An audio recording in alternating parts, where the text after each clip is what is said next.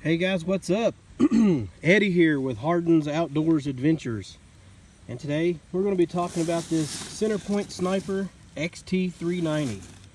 I got this at Cabela's around $270 some, I believe. After the last review with the Sniper 370, I believe it was, I started looking around, and it's like that crossbow is really hard to find at a reasonable price. It's really expensive. I mean, somewhere's up in some places in the $400 range.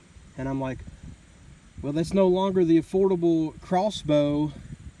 And you know, and that's been about what, I guess a year and a half, 2 years ago when I got that one. So I started doing a search on the next affordable crossbow, and I came across this. I got this at Cabela's, and like I said, it is a sniper, but it's an XT390. It says 135 foot-pounds of kinetic energy at 390 feet per second. Adjustable stock, whisper silencing system. It did come with some more silencing gadgets on here that the other one didn't, I don't believe. Limb silencers on both sides. The other one did have the string stopper silencer, or whatever you want to call it, and it also has the silencers on the strings that come with it already. Now, what you're wondering, what comes with this? An arrow quiver, rope cocker, and a scope. That's it. And of course the tools to put it together. I do like this one. I don't think the last one, the Sniper 370, you could put the quiver on. I guess that would be vertically with the bow. I like that a lot better. You don't have it, you know, that all of that extra bolt coming out on both sides. You have to worry about hitting on stuff. But that's it. I mean, it came with no practice bolts, nothing. And actually, the scope didn't even come with caps to cover it. I mean, what you see is what you get. It did came with the same rope cocker as the last one. I believe it's the same thing. I'll dig it out of this Cabela's bag over here. I should have done had it out. You can see it's just a regular orange cocker. It's I think 185 pound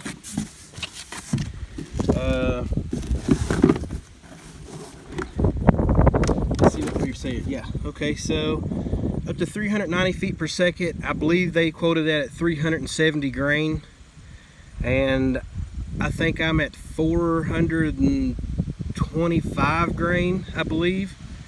Bolt and the field tip, which my broadheads are also 100 grain also. So we say 390 feet per second at 370 grain, so I slowed it down a little bit.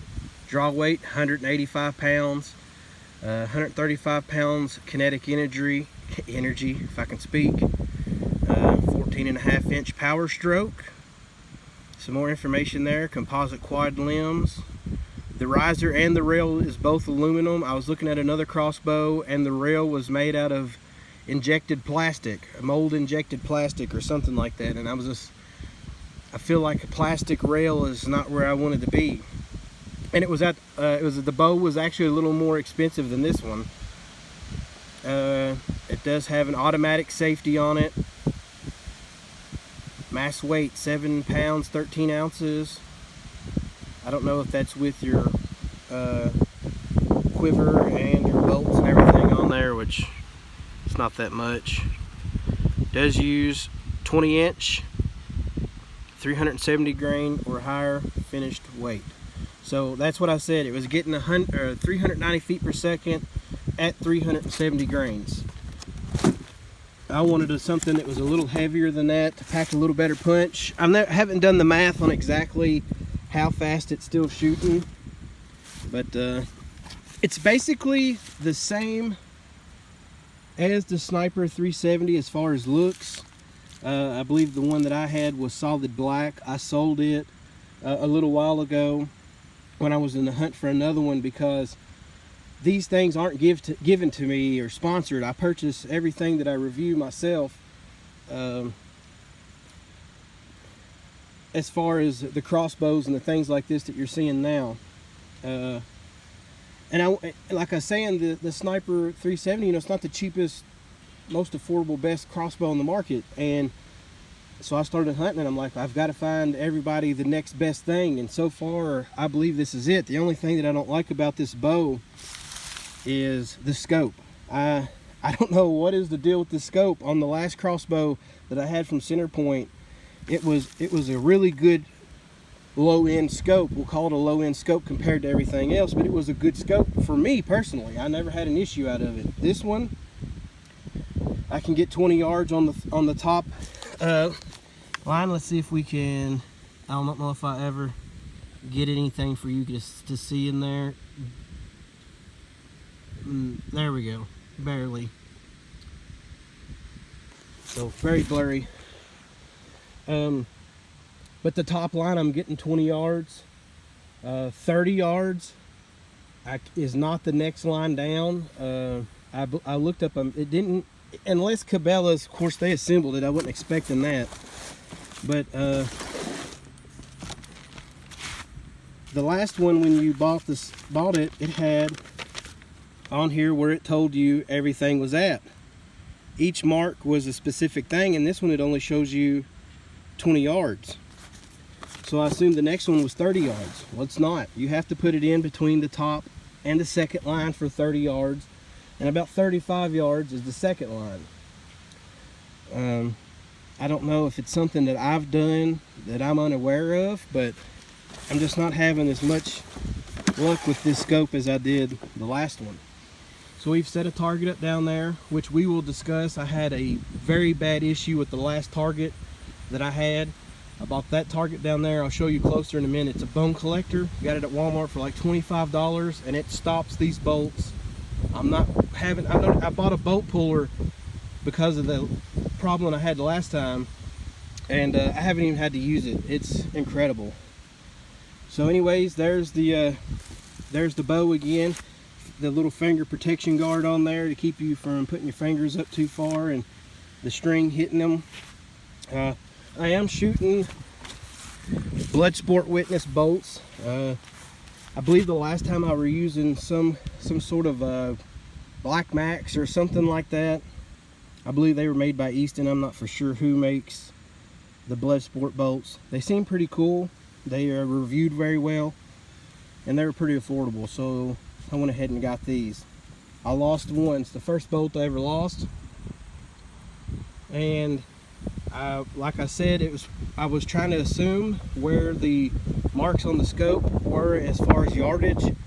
I got on the internet. I found a guide to another scope that was made by CenterPoint. It looked exactly the same, a 4x32, and from my understanding, it was either the bottom or second from bottom line should have been 40 yards. And when I shot down this little run here at 40 yards, it shot above the target and went flying in those woods back there. So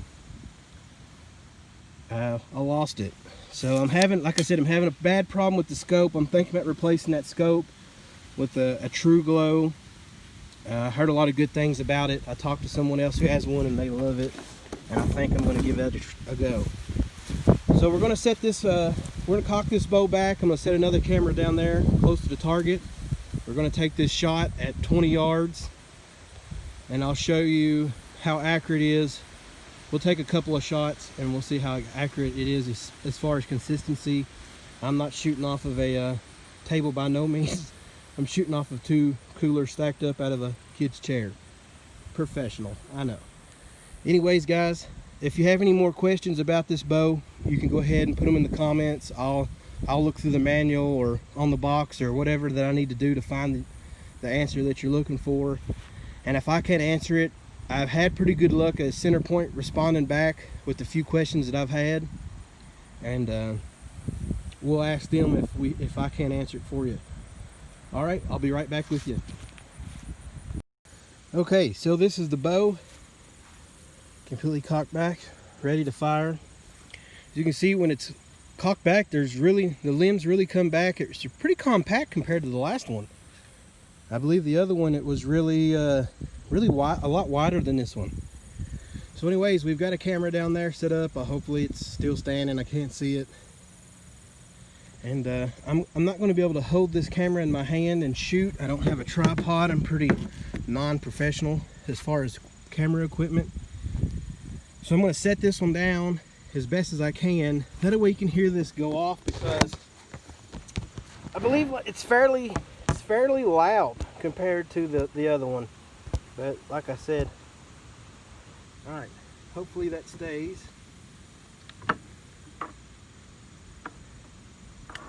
We're gonna take a shot here. Well, there you went flying off in the ground. Let's try this one more time. Highly unprofessional, so just bear with me. Maybe one day, if I get sponsored for these videos, I'll be able to afford a better camera. All right, so here we go.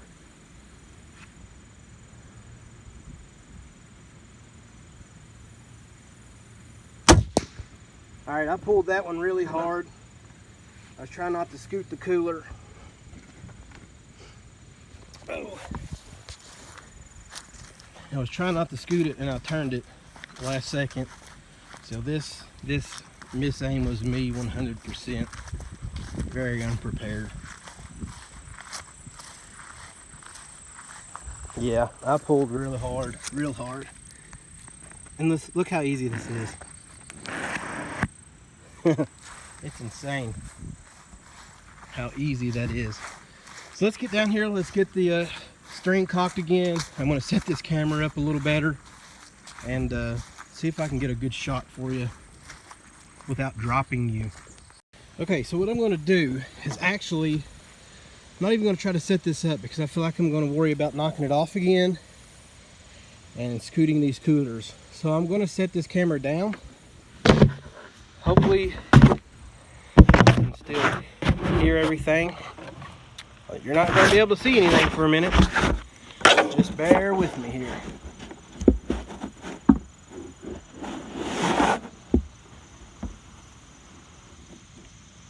We're about to take the shot so you can listen for the bow to go off.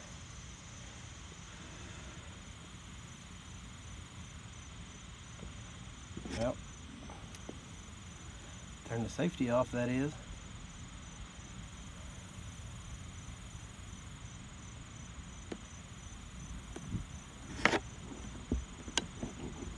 Still didn't turn it off all the way.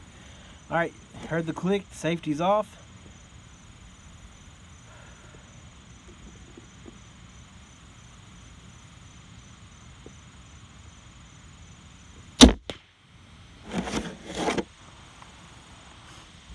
There we go. So you could hear that bow shoot. It's pretty loud. You may even heard the pop down at the target. These bolts hit the target. You'll see in the other camera that I have going on how much this target moves from the impact. You can see that is pretty close. That's pretty close. So we didn't pull it to the left like we did down there. You can see some of the other shots after I got it lined up. These two were at 30 yards. This one was 20. Oh, sorry. That one was 20.